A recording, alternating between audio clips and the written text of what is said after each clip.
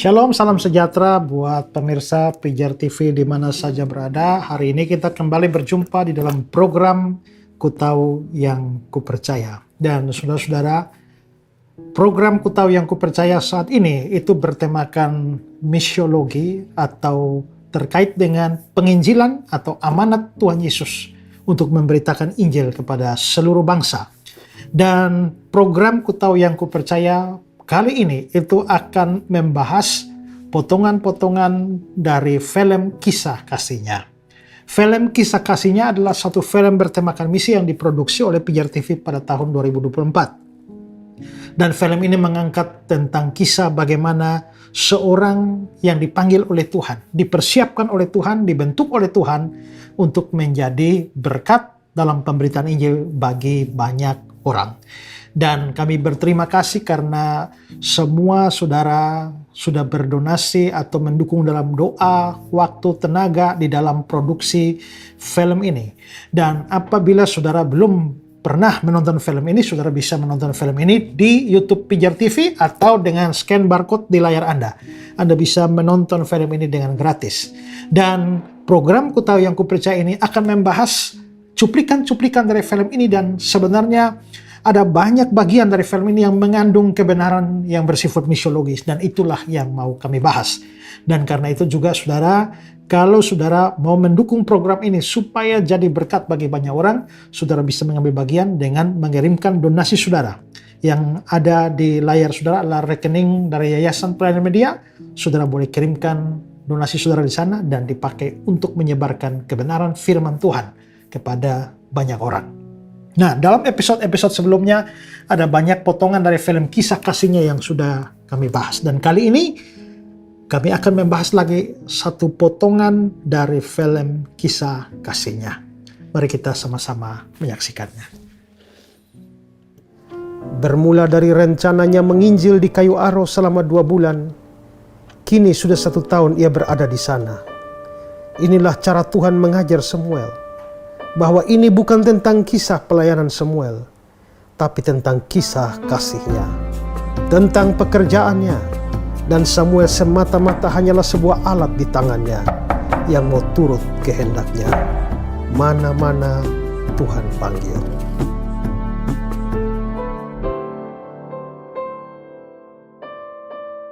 Ya, kita sudah melihat cuplikan dari film tersebut dan terlihat bahwa dalam pengalaman mempersiapkan diri untuk melayani, kita bisa lihat bahwa atas penetapan Tuhan melalui organisasi atau lembaga yang mengatur pelayanan untuk Samuel Hatu, dia ditempatkan di wilayah Kayu Aro. Dan sebenarnya kita tahu bahwa dia mempunyai suatu panggilan pelayanan yang digumulkan untuk memberitakan Injil di Brasil. Tetapi untuk beberapa waktu lamanya, ya, Tuhan menempatkan dia di wilayah Kayu Aro itu. Dan itu menjadi pergumulan tersendiri, sehingga kadang-kadang muncul pemikiran dan ketidaksenangan. Kalau memang Tuhan mau pakai dia memberitakan Injil di Brasil, kenapa harus membawa dia ke Kayu Aro dan menghabiskan cukup banyak waktu di sana? Padahal panggilannya yang dia yakini sebagai panggilan Tuhan itu adalah pergi ke Brasil. Dan kita bisa melihat bahwa sebenarnya rancangan yang dia buat sepertinya tidak berjalan seperti yang dia yakini sebagai panggilan Tuhan, ya. Yeah. Tapi itulah dinamika di dalam pelayanan. Betul. Ya. Nah, saya jadi tertarik untuk bertanya nih, Pak. Ya. Tadi sempat juga di potongan video ada istilah mana-mana Tuhan panggil, katanya gitu. Ya. Nah, tapi yang jadi pertanyaan, bagaimana kita tahu bahwa itu Tuhan yang panggil? Jangan-jangan itu adalah emosi sesaat, jangan-jangan itu adalah ambisi pribadi. Tapi bagaimana seseorang yang memutuskan untuk menjadi seorang penginjil atau seorang hamba Tuhan itu bisa yakin bahwa itu benar adalah panggilan Tuhan? Ya, memang kalau secara umum kita melihat itu semacam sesuatu yang subjektif, ya. Ya. Tetapi kita juga melihat di dalam pengalaman banyak orang maupun juga pengalaman Alkitab bahwa memang Tuhan memanggil orang-orang tertentu untuk tugas tertentu, ya.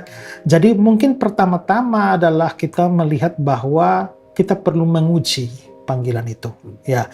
Menguji panggilan itu, Alkitab menekankan bahwa Tuhan bisa berbicara kepada umatnya lewat berbagai macam cara. Firman, doa, pengalaman hidup, konfirmasi dari orang-orang percaya, dan sebagainya. Dan kita bisa melihat itu, apakah ada konfirmasi terhadap panggilan itu, seturut dengan firman Tuhan. Yang kedua, kita juga harus mengingat bahwa panggilan itu tidak bisa hilang. Ya, kalau memang Tuhan memanggil kita, ya, maka mungkin pada waktu panggilan itu kita juga belum terlalu langsung berespon, ya. Tetapi Tuhan tidak bisa memanggil, ya saya panggil ini, lalu karena dia nggak mau, lalu Tuhan biarkan terus. Sudah satu kali panggil aja, enggak. Karena dalam tanda petik Tuhan pun berkepentingan. Kalau dia mau memanggil si A, dia harus memberi keyakinan begitu kuat pada si A bahwa si A memang dia panggil. Karena itulah maka panggilan itu tidak bisa hilang. Walaupun orang itu mungkin akan ya masih ragu-ragu atau ini, tapi panggilan untuk itu akan terus datang, ya. Lalu yang ketiga adalah panggilan itu akan diuji melalui berbagai macam kesulitan. Oke, tantangan dalam Tantangan. Nah, apakah setelah tantangan-tantangan yang dihadapi itu panggilan itu masih terus ada atau tidak? Ya. Kalau itu hanya ekspektasi pribadi, ya, begitu menghadapi tantangan maka hilang itu. Ya, tapi kalau itu panggilan dari Tuhan, maka itu akan terus ada. Ya. Lalu berikut ini adalah kita bisa lihat bahwa panggilan itu mendatangkan kedamaian di dalam hati, dan pengabaian terhadap panggilan itu menghasilkan ketidakdamaian. Ya. Nah, orang itu menjadi tidak tenang ketika dia terus menolak panggilan itu. Tapi ketika dia mau melakukan itu, ada kedamaian. Lalu berikutnya adalah ada konfirmasi dari orang percaya lainnya. Ya, misalnya kalau kita tiga dalam sebuah komunitas dan kita bergaul karib, atau mungkin ya dalam relasi di mana saya pendetanya ini jemaatnya, dan saya melihat ada ciri tertentu yang saya yakin yang Tuhan sepertinya Tuhan mau pakai Bapak, ya kan? Nah, maka ada konfirmasi semua itu. Sehingga ya itu semua harus digumulkan sampai pada keyakinan sungguh-sungguh. Jadi itu beberapa ciri saja, ya. Nah, dari pengalaman Samuel kita sudah melihat bahwa ya sebenarnya kalau kita ikuti filmnya sebelumnya, ya dia kan mau masuk apa ya, sekolah hukum, ya. Iya, awal. Jadi dia berpikir bahwa dia mau melayani Tuhan melalui itu. Tapi ternyata dia mengalami jalan buntu di situ, ya. Dan Tuhan terus melakukan intervensi, ya, seperti dia pada waktu itu, dia kalau kamu terus apa gitu, ya.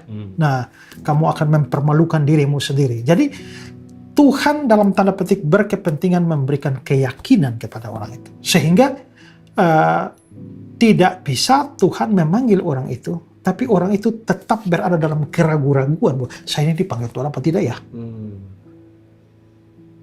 Kalau sampai ada muncul keraguan semacam itu, terus mungkin itu harus digumulkan terlebih dahulu. Ya. Dan sekali lagi, melalui semua kesulitan. Biasanya ujiannya pada kesulitan. Begitu kesulitan datang, terus kerinduan itu kok pudar. Ya, mungkin kamu hanya ekspektasi pribadi saja. Itu. Tapi bagaimana jika seseorang itu menolak? Dia bukannya tidak yakin, dia bukan hanya ragu, tapi sudahlah Tuhan, saya nggak bisa. Mungkin Tuhan akan mengintervensi sekali, dua kali, tapi apakah seumur hidup akan dikejar seperti itu atau ada opsi yang lain, Pak? Kalau lihat pengalaman Yunus, Tuhan kejar dia tuh. Yes. Ya kan? Dan ya Tuhan kejar dia dengan berbagai macam cara. Ya. Dan saya pikir kalau saya baca kisah Yunus, saya untung sekali Yunus dia. Lalu datanglah ikan besar menelan dia. Seandainya lalu datanglah ikan besar mengunyah dia. jadi rumit itu, ya. Ya. Jadi kelihatannya memang kalau Tuhan memang mau pakai dia, Tuhan mengejar dia. Ya, Tuhan mengejar dia, dan kita melihat pengalaman dia. Dia masih nakal juga kan, sampai kalau ada nabi yang baku marah sama Tuhan Allah, itu hanya Yunus itu, ya. Ya, tapi Tuhan tundukkan dia. Tapi seandainya orang memang bersikeras menolak, ya pasti ada konsekuensinya kan. Saya beri contoh, ya. Saya nggak usah ini, ya. Ada teman saya yang dia sangat yakin ke panggilan Tuhan. Dan dia dengan saya bersama-sama menempuh pendidikan. Sangat dekat. Teman dekat, pernah satu pelayanan, tinggal satu kamar. Sehingga saya sendiri sebenarnya yakin bahwa memang ini orang dipanggil oleh Tuhan. Ya, dipanggil oleh Tuhan. Lihat dia mengajar firman, dia berkhotbah. Saya sendiri sangat ini orang spesial, betul Tuhan pakai ya. Tapi terjadi sesuatu di dalam hidupnya, sehingga akhirnya membuat dia meninggalkan pelayanan. Dan dia langsung terjun dalam dunia usaha, dunia politik, dan lain sebagainya, bertahun-tahun lamanya. Sampai satu titik dia telepon saya, Esra, kenapa ya? Saya bangun usaha saya lagi top, tiba-tiba jatuh. Saya membangun ini, jadi ini jatuh lagi. Ini jatuh lagi. Terakhir saya di karir politik, tiba-tiba jatuh lagi. Waktu dia ngomong gitu, saya bilang, iya, kan Bapak kan sementara Tuhan kirim ke Niniwe, Bapak lari ke Tarsis. Jadi sebenarnya yang jatuh-jatuh tadi itu adalah ikan-ikan yang Tuhan kirimkan untuk menelan Bapak. Jadi gini aja, silakan digumulkan dan doakan, dan saya tunggu di pantai Niniwe. Setelah itu saya lupakan. 1 tahun setelah saya ngomong begitu, tiba-tiba dia yang telepon saya, Pak, saya siap kembali dan Bapak tempatkan di mana saja. Saya, ya akhirnya saya mengatur sekarang pelayanannya. Dan akhirnya sekarang dia sudah melayani bersama-sama dengan saya. Jadi mungkin untuk sesaat orang bisa lari karena berbagai macam hal. Tapi kalau memang Tuhan bermaksud memakai dia, Tuhan punya cara untuk membawa dia kembali. Ya, mana-mana Tuhan panggil. Ya. Luar biasa ya. Tapi, ya ada satu teman juga yang kok saya satu kamar dengan saya juga di sekolah teologi. Dan ini juga, ini karunia nih, doa apa bisa lihat? Supernatural ya. Ya, supernatural itu ya. Dan katanya menurut dia sendiri di kampung sana tuh, waktu dia di sana tuh, dia memang dipakai Tuhan, karunia begitu. Sekarang di mana dia? Sudah jadi tokoh agama Hindu.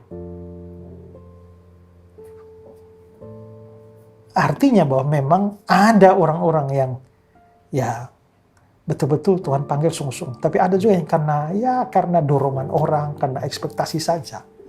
Ya. Nah, jadi itu memang diuji oleh waktu panggilan itu. Ya. Iya. Nah, berhubungan juga dengan panggilan pelayanan itu, Pak.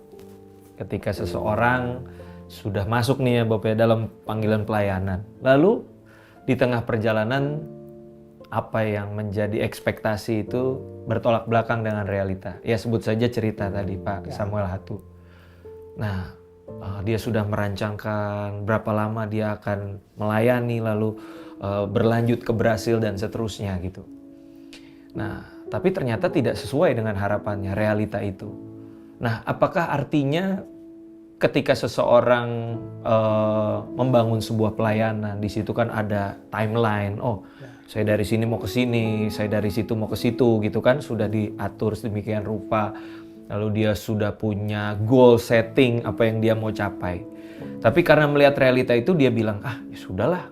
Karena berdasarkan pengalaman ikut Tuhan itu kan suka nggak sesuai.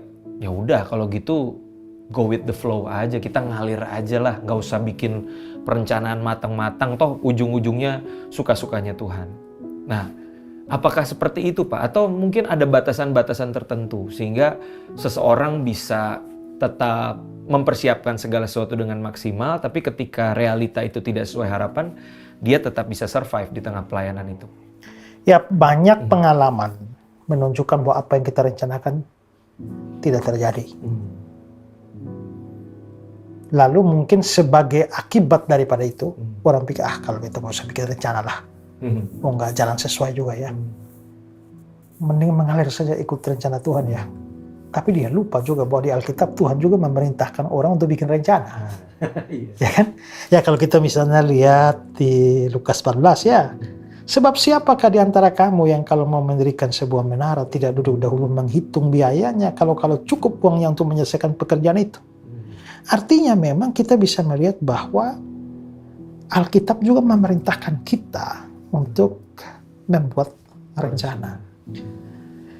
Tetapi karena keterbatasan kita, kadang-kadang juga rencana kita ini kita buat, tapi kita ya tidak memperhitungkan bahwa rencana Tuhan jauh di atas rencana kita. Nah, di sini solusinya bukan tidak bikin rencana. Solusinya adalah bahwa bikin rencana tapi berserah padanya. Karena tentu ya Tuhan juga pasti mempunyai tujuan dengan membiarkan kita membuat rencana, lalu Dia membuat atau menyatakan rencana yang tidak sesuai dengan rencana kita, supaya kita belajar tunduk pada rencananya. Tapi kalau kita tidak pernah bikin rencana, jadi kalau kita tidak pernah bikin rencana lah, lalu pelajarannya ya semua ikut aja, kita nggak belajar sesuatu dari sana. Dia ada perintah membuat rencana, lalu ternyata rencana itu tidak sesuai dengan kenyataan, saya belajar tunduk bahwa menyerahkan apa yang saya pikirkan dan saya rencanakan dan mengikuti rencana yang ini, itu adalah sebuah pelajaran rohani yang luar biasa.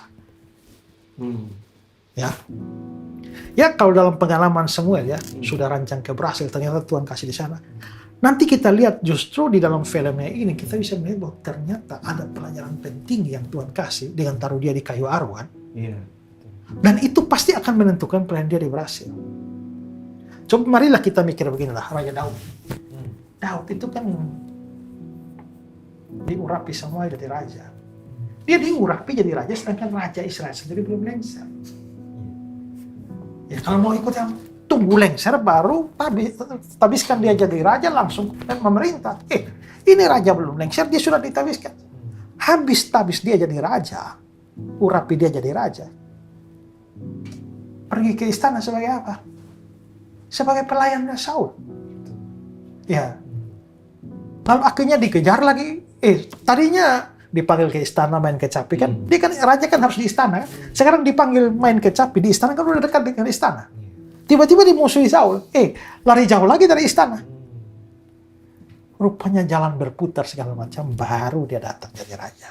Tapi waktu dia jadi raja di istana, pengalaman dia bab diputar-putar itu sangat menentukan kepemimpinan dia. Ya, oke. Saya ceritakan pengalaman saya. Pengalaman saya pada waktu saya masih kuliah, ekspektasinya tinggi sekali. Ini kan mau melayani Tuhan, ya. Dan saya ingin jadi berkat bagi bangsa-bangsa. Dan karena itu saya harus jadi teolog yang mempunyai pengaruh internasional. Itulah ya. Terus saya mulai melihat dan membandingkan diri dengan hamba-hamba Tuhan besar ini. Bagaimana hamba-hamba Tuhan ini bisa melayani dengan begitu luar biasa, mempunyai pengaruh besar. Karena mereka pakai media seperti TV dan lain-lain. Tapi orang pada zaman saya, tahun-tahun begitu, nggak bisa kalau kamu tidak tinggal di Jakarta. Jadi saya, kalau mau membangun karir pelayanan, saya harus di Jakarta. Maka saya memikirkan untuk bagaimana membuka pelayanan di Jakarta. Nah, melamar ke sinode tertentu. Sinode ini bukan menempatkan saya di Jakarta, tapi di Bali. Pada waktu di Bali, ini sudah rencana sudah berubah nih. Tapi saya masih, nggak apa-apa kan. Saya pun Jakarta, Surabaya, dan Pasar. Ini kan masih kota bertaraf internasional. Oke lah, Bali lah. Lalu saya dimasukkan ke sana, saya jadi ketua tim untuk perintisan gereja baru. Dengan beberapa anggota tim. Dan cukup berhasil. Dan cukup berhasil, mulai bertumbuh. Tiba-tiba sinode memutuskan untuk melebur tim saya dengan pendeta senior yang ada di sana. Begitu melebur, segala macam kekacauan datang. Anggota saya satu keluar, satu keluar, dan pada akhirnya saya pun keluar. Dan tidak tahu mau kemana. Dan akhirnya saya harus terpaksa pulang Kupang.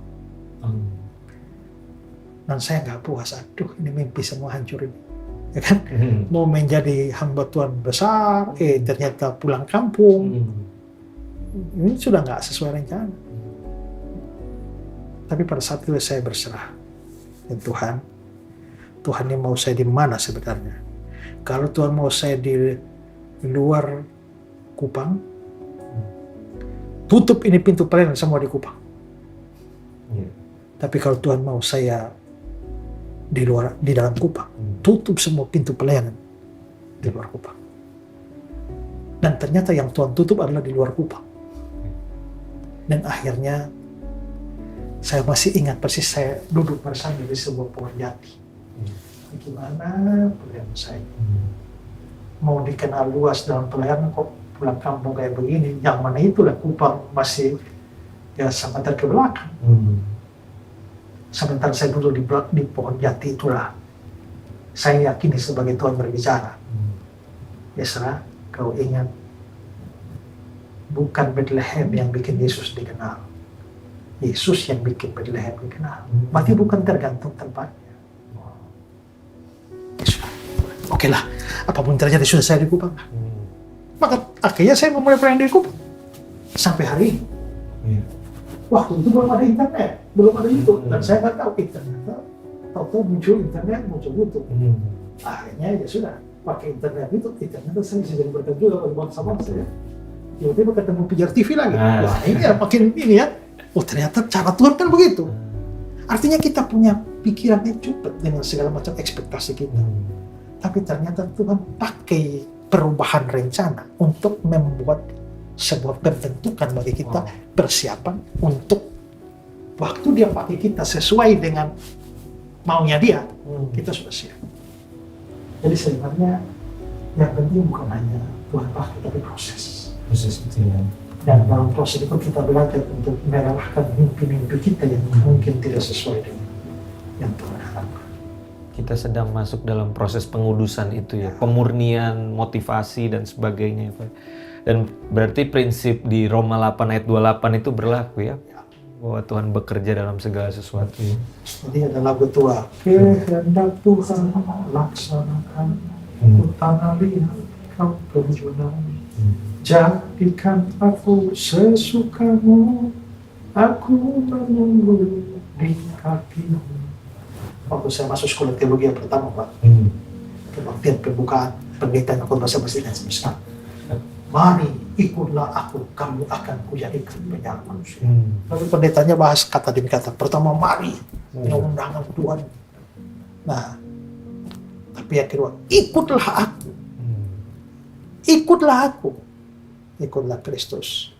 Bukan ikut gereja, bukan ikut denominasi, bukan ikut aliran tertentu, ikutlah aku.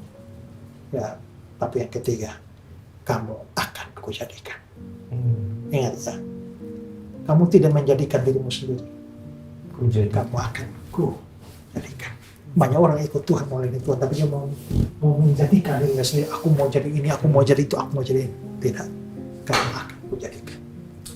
Ya, dan pengalaman semua menunjukkan bahwa Tuhan mau pakai dia sesuai caranya, tapi dia dengan pikiran yang terbatas. Maksudnya, kenapa dia harus di sini? Padahal itu berguna. Bicara dengan penginjilan, Pak, saya mau tanya. Bagaimana kalau melintas ya, melintas dari panggilan ke penginjilan ya? Bagaimana kalau ada seseorang yang ingin menginjil di suatu tempat atau daerah yang daerah itu masih kental banget dengan budaya, contohnya kayak piercing, tindik, tato yang tradisional kayak gitu. Nah, jadi seseorang ini ingin kayak blend in lah, masuk dengan menginjil dengan mengikuti cara-cara daerah tersebut, kayak tato tadi, tindik tadi. Nah, itu diperbolehkan nggak, Pak? Berarti termasuk budaya ya, Iya, untuk kebiasaan ya. Nah, mungkin perlu diadakan penelitian atau semua praktek yang lain yang mereka praktek itu tujuannya apa? Kalau misalnya itu dilakukan dalam rangka suatu ritual tertentu yang ada kaitan dengan dewa A atau dewa B dan sebagainya, nggak boleh. Karena pada waktu kita melakukan itu, kita ya seolah-olah menjadi sama satu merek dengan mereka di dalam praktek kekafiran ini. Tetapi kalau itu tidak mempunyai kaitan langsung dengan hal-hal seperti itu, Sekarang kalau kita melihat di Alkitab, apakah Alkitab melarang orang bikin tato? Ya. Nah, ada banyak orang menganggap bahwa sepertinya firman Tuhan melarang, karena coba baca Imamat 19 ayat 28 ya.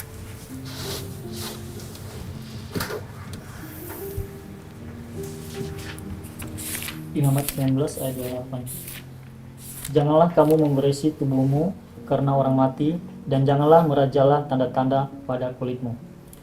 Ya, janganlah menggoresi tubuhmu karena orang mati. Jangan merajak tanda-tanda pada kulitmu. Ini ayat yang seringkali dipakai untuk menjadi melarang orang Kristen nggak boleh pakai tato. Hanya kita sekali lagi tidak lihat actionnya, tapi alasannya itu apa? Jangan kamu menggoresi tubuhmu karena orang mati. Ini kenapa? Karena pada waktu itu orang-orang mempunyai kepercayaan bahwa arwah orang kalau sudah mati, dia belum langsung pergi jauh, dia masih ada tetap di situ, di sekitar tubuhnya. Karena itu mereka perlu memberikan penghormatan kepadanya. Ya, jadi pembuatan tato sebagai ekspresi kesedihan yang ekstrim, tapi sekaligus semacam pemberian penghormatan kepada Allah yang ada di situ. Maka mereka menjara-jara dan ini. Nah, tetapi kalau itu dilakukan tato modern sekarang, apakah itu ada kaitan dengan praktek kekafiran dan kepercayaan seperti itu? Nah, ya. Jadi menurut saya harus melihat praktek itu.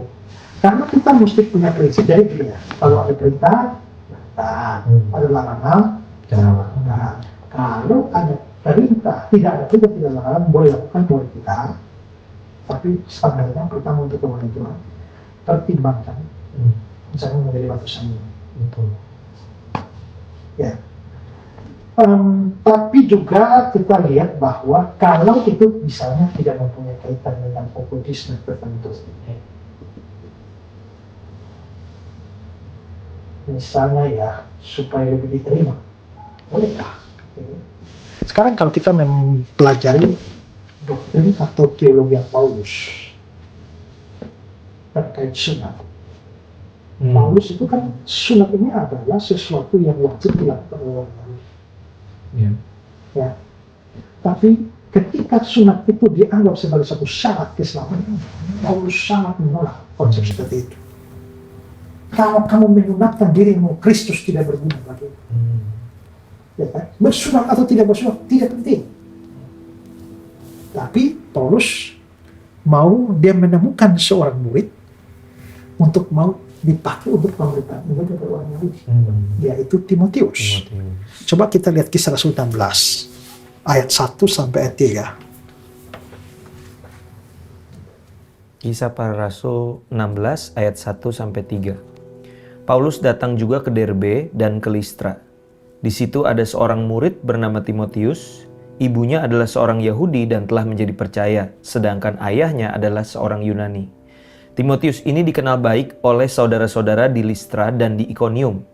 Dan Paulus mau supaya dia menyertainya dalam perjalanan. Paulus menyuruh menyunatkan dia karena orang-orang Yahudi di daerah itu, sebab setiap orang tahu bahwa bapaknya adalah seorang Yunani. Dia setengah Yahudi. Nah, sekarang Paulus mau pakai Timotius ini untuk beritakan dia pada orang Yahudi. Tapi dia tahu bahwa orang Yahudi ini kalau kamu tidak sunat, Tidak akan didengar. Ya, kamu orang kafir tidak sunat, mau apa untuk kamu? Nah, untuk itu sunat aja. Jadi berbeda dengan tujuan sunat demi keselamatan, tapi ini sunat demi misi. Wow. Demi misi. Ya. Nah, karena itulah di sini kita bisa melihat bahwa Paulus tidak hitam putih di sini. Iya, betul. Hitam putih di sini. Ya. Toh Paulus sendiri kan sunat. Walaupun itu sebelum menjadi Kristen. Ya ini sunat aja supaya kamu bisa memberitakan ini. Apakah Tuhan Yesus melarang perempuan melayani? Tidak. Tapi budaya pada waktu itu, perempuan itu tidak dihitung. Jadi kalau dia memilih rasul perempuan, ya mau basi atau tidak dengar. Jadi pilih saja rasul laki-laki supaya mereka bisa diterima. Ya ini adalah strategi-strategi mereka. Jadi menurut saya apabila menggunakan praktek seperti tato, pembuatan tato dan lain sebagainya, kalau itu ada kekaitan dengan okultisme, kalau saya memilih tidak. Tapi kalau tidak ada kaitannya, itu hanya satu kebiasaan saja, saya bisa memakai itu supaya kalau dengan berbuat itu saya bisa diterima. Toh Alkitab tidak melarangnya, ayat yang sering dipakai itu larangan, itu sebenarnya juga karena kaitannya dengan praktek kafir, hubungan persembahan, penghormatan kepada orang mati. Gitu. Oh. Jadi memang pada prinsipnya kembali ya Pak, itu dilakukan untuk mempermuliakan Tuhan atau tidak gitu ya. Karena seringkali yang terjadi ya Pak ya, apalagi anak muda di kota besar, dia bilangnya, oh saya mau penginjilan nih buat orang-orang, tapi sebenarnya cuma buat gaya-gayaan ya kan. Motivasinya buat apa gitu. Ya balik lagi berarti memang kita harus menjaga hati kita ya, supaya tulus pelayanan kita. Gimana Bob? Udah puas belum Bob? Ya, lumayan lah. Udah siap diutus berarti Pak? Iya, tapi kalau misalnya, kamu harus membuat tato tapi harus ada ritual acara korban potong ayam merah dan segala, jangan. Gitu. Ya karena itu, dan kata lain kita sudah menjadi menyamakan diri dengan mereka di dalam sesuatu yang sebenarnya dilarang oleh Alkitab. Ya, tapi kalau hanya sekedar tatonya saja, nggak ada kait-kaitan dengan ya, kalau saya nggak lakukan, karena nanti bisa terima. Iya. Nah, berhubungan dengan itu juga Pak, misalkan tadi tempat terpencil tadi yang kita kunjungi, itu yang memang bentuknya tato berupa okultisme dan sebagainya. Ada nggak Pak langkah-langkah yang lebih tanda kutip jauh dari dosa atau dari hal-hal tersebut, kita bisa masuk ke satu wilayah yang baru yang terpencil itu? Ada nggak pendekatan yang lebih lebih netral lah gitu untuk kita bisa membangun hubungan dengan orang-orang yang kita layani? Ya menurut saya ya, itu harus dilihat seperti apa suku itu misalnya. Ya seperti apa suku itu, baru kita bisa melihat celah mana kita bisa masuk. Yang penting celah itu tidak mengorbankan kebenaran firman Tuhan dan ketaatan kita. Ya, nah sehingga ya contoh aja pernah terjadi saya baca itu ya, kesaksian itu di satu suku terpencil di mana Papua kalau nggak salah. Mereka sangat menghormati seorang tua.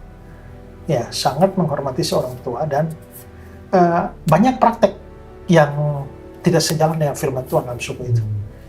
Si penginjil ini, ya tidak mungkin dia melakukan praktek itu.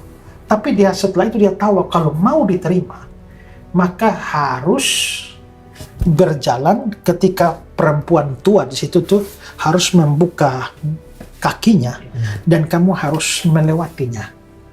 Dan kedua adalah ya kamu perempuan tua itu kamu mengisap payudaranya sebagai tanda bahwa kamu menghormati dia. Ya, bukan perempuan muda. Ini perempuan tua. Ya. Jadi ini bukan soal kalau melakukan itu bukan soal nafsu di sana, tapi ini kejijikan kalau lakukan. Tapi dia nekat melakukan hal itu sebagai bentuk penghormatan. Akhirnya satu suku itu merasa bahwa ini orang hormat orang tua kita ya. Nah, dia bisa didengarkan. Dan dia tinggal di situ dan akhirnya memenangkan suku itu. Ya. Jadi ya prinsipnya adalah mungkin kita perlu tahu banyak tentang suku itu. Dan selain ikut ini kira-kira ada celah lain apa? Nah, itu ditentukan oleh tradisi, kebudayaan, kepercayaan mereka apa yang kita bisa pilih-pilih. Mungkin ada celah di mana saya bisa melakukan hal itu tanpa mengorbankan identitas saya dan ketaatan saya sebagai orang Kristen. Mungkin bisa pakai jalur pendidikan, kesehatan ya yang bermanfaat bagi masyarakat situ. Makanya perlu komunikasi dan melihat apa kepercayaan mereka, apa kebutuhan mereka, ya apa ya harapan mereka. Nah itu kita bisa lihat celah masuk dari situ. Jadi pasti beda-beda lah menghadapi kelompok ini, pendekatannya beda, menghadapi kelompok ini pendekatannya beda. Berarti kita harus belajar juga kayak culture mereka ya. Betul. Iya. Nah, harus. Sebelum berangkat di Nah, karena itulah maka penginjilan terhadap kelompok-kelompok semacam itu nggak bisa hanya pergi KKR 2 hari pulang. Iya. Nggak bisa. Kebiasaannya itu ya seperti Hanya itu. kemarin KKR 1-2 hari ya mungkin di kelompok gereja yang sudah ada kumpul jemaat kita KKR ya itu juga bisa penginjilan juga. Ya tapi kalau ini sama seperti menerabas hutan baru, kamu harus tinggal di sana. Betul. Ya, makanya beberapa kesaksian dari misionaris-misionaris dari luar, mereka sampai menghabiskan waktu bertahun-tahun tinggal di Papua sana Iya. dengan kelompok itu, mengidentikan diri dengan mereka, sampai mereka menganggap bahwa kamu bagian dari mereka. Kalau sudah begitu, itu lebih mudah untuk memasukkan Injil. Ya, daripada datang sehari 2 hari lalu omongin lalu pulang, nggak bisa. Ya, makanya kita berhutang banyak juga untuk misionaris-misionaris yang dulu. Ya kalau kita lihat sejarah apa ya, Injil masuk Papua, Injil masuk Sumatera, itu ya bahkan ada yang sempat dipenggal itu, tapi dia berdoa supaya kemanapun darah saya mengalir di sungai ini, inilah benih Injil. Ya. Maka sebelum dia digorok, dia minta supaya kemanapun air sungai ini membawa darah saya berdoa supaya gereja bertumbuh di sana. Ya, maka muncullah istilah darah para martir adalah benih gereja. Tinggal di sana. Ya, nah kalau saya nggak salah itu Pak beberapa dokter Suneman kalau nggak salah itu anak-anaknya tuh lahir di Papua dan mereka menguasai bahasa Papua itu kan lahir di sana, tapi mereka asli dari Jerman. Itu memakan waktu lama.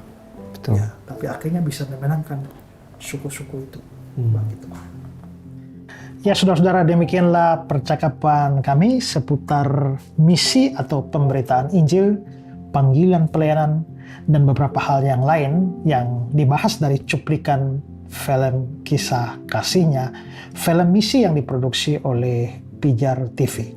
Untuk saudara yang belum menontonnya, silakan menonton film ini di channel YouTube Pijar TV atau dengan scan barcode di layar Anda ini dan silakan tonton. Dan terima kasih untuk semua kontribusi yang telah diberikan sehingga penayangan atau produksi film kisah kasihnya dan juga Ku Tahu Yang Ku Percaya bisa berjalan dengan baik. Kami beri kesempatan bagi saudara juga untuk berdonasi bagi program ini yang membuat program ini menjadi berkat bagi banyak orang. Dan saudara, ingat juga kita berbicara tentang Injil yang ada kaitan dengan pekerjaan pemberitaan Injil. Maka pastikanlah bahwa kita semua adalah orang-orang yang sudah mempercayai Yesus Kristus sebagai Tuhan dan Juru Selamat. Kita berbicara ada banyak orang Kristen yang hanya KTP-nya saja Kristen, tapi tidak menjadi Kristen sejati. Kristen sungguh-sungguh, ingatlah bahwa apa artinya menjadi Kristen kalau kita tidak punya keselamatan, kepastian keselamatan di dalam Yesus. Selain itu saudara, kami tadi sudah berbicara tentang panggilan sehingga ladang Tuhan menguning dan membutuhkan banyak orang untuk memberitakan Injil. Kalau saudara melihat pembahasan-pembahasan kami di sini dan saudara merasa bahwa Tuhan memanggil saudara untuk pekerjaan pemberitaan Injil, silakan itu digumuli ya. Dan saudara, tim Pijar TV juga siap untuk membantu dan menolong saudara. Di layar Anda ada nomor-nomor yang bisa Anda hubungi. Anda bisa berkonsultasi untuk panggilan pelayanan yang nantinya bisa melengkapi saudara untuk siap dipersiapkan oleh Tuhan untuk menjadi alat Tuhan di ladang-ladang misi di kemudian hari. Akhirnya saya Pendeta Esra Soru dan rekan-rekan sini undur diri dari hadapan saudara dan salam terang bagi Indonesia.